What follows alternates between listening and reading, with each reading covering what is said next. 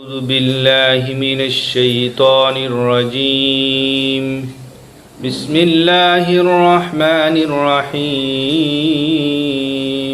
সম্মানিত দর্শক শ্রোতা মণ্ডলী, আসসালামু আলাইকুম ওয়া রাহমাতুল্লাহি ওয়া বারাকাতুহু। আজ আমি পবিত্র কোরআনে পাকের ছোট্ট একটি আয়াত, যা পড়ার সাথে সাথে আল্লাহর সাহায্য নেমে আসে, তা আপনাদের সাথে শেয়ার করব। যে কোনো লোক যখন কোনো মুসিবত কিংবা পেরেশানিতে লিপ্ত হয়, তখন সে যদি এ আয়াত পাঠ করে, আল্লাহ তাআলা তাকে সাথে সাথে সাহায্য করেন। মানুষ অনেক সময় বেসাহারা হয়ে যায়, এমন এমন সমস্যায় ফেসে যায় যে কাউকে বলতেও পারে না, সইতেও পারে না, কিন্তু এমন স্থানে বিপদে আটকে যায় যে দূর দূর পর্যন্ত সেখানে কারো সাহায্য সহযোগিতা পাওয়ার কোনো সুযোগই বাকি থাকে না। প্রথমে একটি বাস্তব ঘটনা শুনুন, তাহলে বিষয়টি বুঝতে সহজ হবে। এক গ্রামে এক পরহেজগার আলেম বাস করতেন। তিনি প্রত্যেক কাজে আল্লাহর উপর ভরসা করতেন।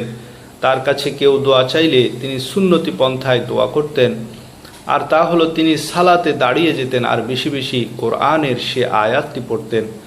পরহেজগার আলেমের কাছে এক প্রতিবেশী ছিল, সেও দিনদার, পরহেজগার, মুত্তাকি, আল্লাহওয়ালা ছিল।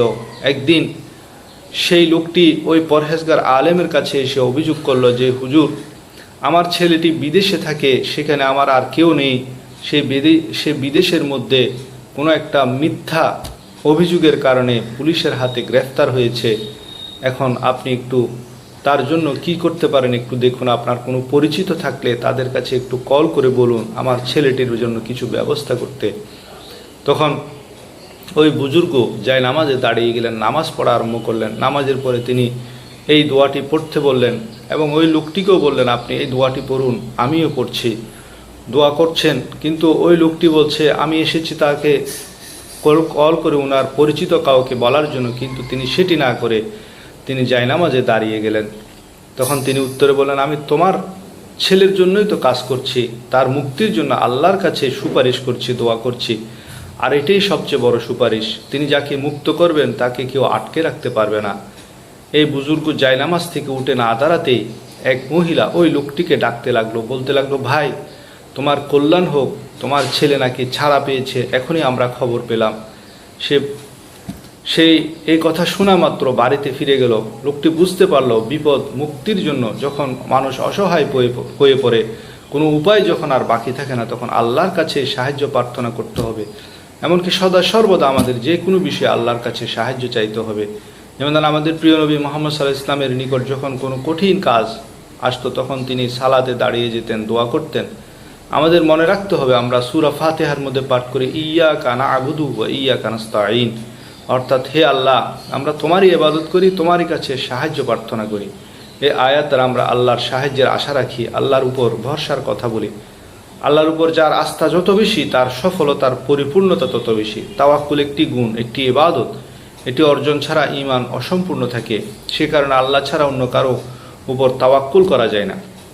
পবিত্র কোরআনে বিভিন্নভাবে আল্লাহর উপর ভরসার কথা প্রায় 70 বার এসেছে।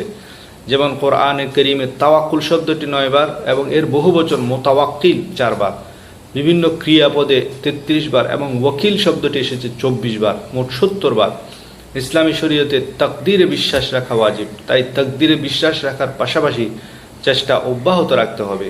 সফল হলে যে কোনো ব্যাপারে কৃতজ্ঞতা আদায় করতে হবে, আর সফল না হলে ধৈর্য ধারণ করতে হবে। প্রচেষ্টা ও তাওয়াক্কুল উভয়টাই থাকতে হবে। তাকদীরের দোহাই দিয়ে রোগ হলে চিকিৎসা না করা, শত্রুর হাত থেকে আত্মরক্ষার চেষ্টা না করা, এটি ইসলাম সম্মত নয়। আল্লাহ তাআলার উপর ভরসা করার বিষয়ে বলা হয়েছে, আল্লাহর উপর ভরসা করার নানা পর্যায় রয়েছে। কেউ মুখে মুখে ভরসার কথা বলে, কেউ সুনির্দিষ্ট কিছু বিষয়ের ভরসা করে, কেউ বা সর্বদাই সব কাজে আল্লাহর উপর ভরসা করে। এটি তাওয়াক্কুলের সর্বোচ্চ পর্যায়। আর যারা প্রকৃতই আল্লাহর উপর ভরসা করে, তাদের ব্যাপারে সূরা আল ইমরানের 173 নং আয়াতের ছোট টুকরাটি যথেষ্ট। সেটি হলো, হাসবুনাল্লাহু ওয়া নি'মাল ওয়াকিল, আমাদের জন্য আল্লাহই যথেষ্ট, তিনি কতই না চমৎকার কামিয়াবি দানকারী। এ বর্ণিত আয়াতের শিক্ষা হলো সর্বাবস্থায় আল্লাহর উপর ভরসা করা এবং আল্লাহকে নিজেদের জন্য যথেষ্ট মনে করা, আল্লাহকে সব শক্তির উৎস মনে করা। এছাড়া এই আয়াতের আরও শিক্ষণীয় বিষয় হলো শত্রুপক্ষের অনুপ্রবেশ এবং আতঙ্ক সৃষ্টির জন্য তাদের ছড়িয়ে দেওয়া প্রচারণা সম্পর্কে সাবধান থাকা, শত্রুরা যত বেশি সংখ্যক কিংবা শক্তিশালী হোক না কেন, আল্লাহর ক্ষমতা তার চেয়েও বেশি, এমন বিশ্বাস মনে দৃঢ় রাখা। বুখারী শরীফের 4563 নং হাদিস, হযরত আব্দুল্লাহ বিন আব্বাস রাদিয়াল্লাহু তাআলা আনহু হাদিসের রাবি, তিনি ইরশাদ করেন, এই হাসবুনাল্লাহু ওয়া নি'মাল ওয়াকিল বাক্যটি ইব্রাহিম আলাইহিস সালাম যখন উচ্চারণ করেছিলেন তখন তাকে অগ্নিকুণ্ডে নিক্ষেপ করা হয়েছিল। এবং একই বাক্যটি নবী মুহাম্মদ সাল্লাল্লাহু আলাইহি ওয়াসাল্লাম উচ্চারণ করেছিলেন যখন লোকেরা তাকে বলল, তোমাদের সাথে মোকাবেলা করার জন্য লোকেরা সমাবেশ করেছে বহু সাজ সরঞ্জাম, সুতরাং তাদেরকে ভয় করো। তখন তিনি বলেছিলেন, হাসবুনাল্লাহু ওয়া নি'মাল ওয়াকিল। একবার চিন্তা করুন, হযরত ইব্রাহিম আলাইহিস সালামকে যখন জালেম বাদশা অগ্নিকুণ্ডে নিক্ষেপ করেছিলেন, সেটি কত বড় মাপের বিপদ। তিনি সেই বিপদে এই ছোট্ট আয়াতটি পড়েছিলেন এবং সাথে সাথে আল্লাহর সাহায্য নেমে এসেছিল ওনার জন্য। ওই অগ্নিকুণ্ড বাগান হয়ে গিয়েছিল। আল্লাহ তাআলা ঘোষণা দিলেন, ইয়া নারু কুনি বারদাম ওয়া সালামান আলা ইব্রাহিম।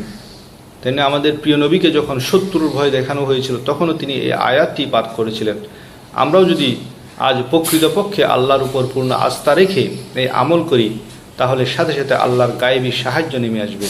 সকল দুঃখ পেরেশানি বিপদে আল্লাহ আমাদের চমৎকার সঙ্গী হবেন, তাতে কোনো সন্দেহ নেই। যে কোনো বিপদে আমাদের ধৈর্য ও আল্লাহর উপর পূর্ণ আস্থা রাখতে হবে এবং এই দোয়া বেশি বেশি পড়তে হবে। তবে আমরা সূরা আল ইমরানের 173 নং আয়াতের অংশের সাথে সূরা আনফালের 40 নং আয়াতের অংশ জোড়া লাগালে এর অর্থ আরও চমৎকার হয়।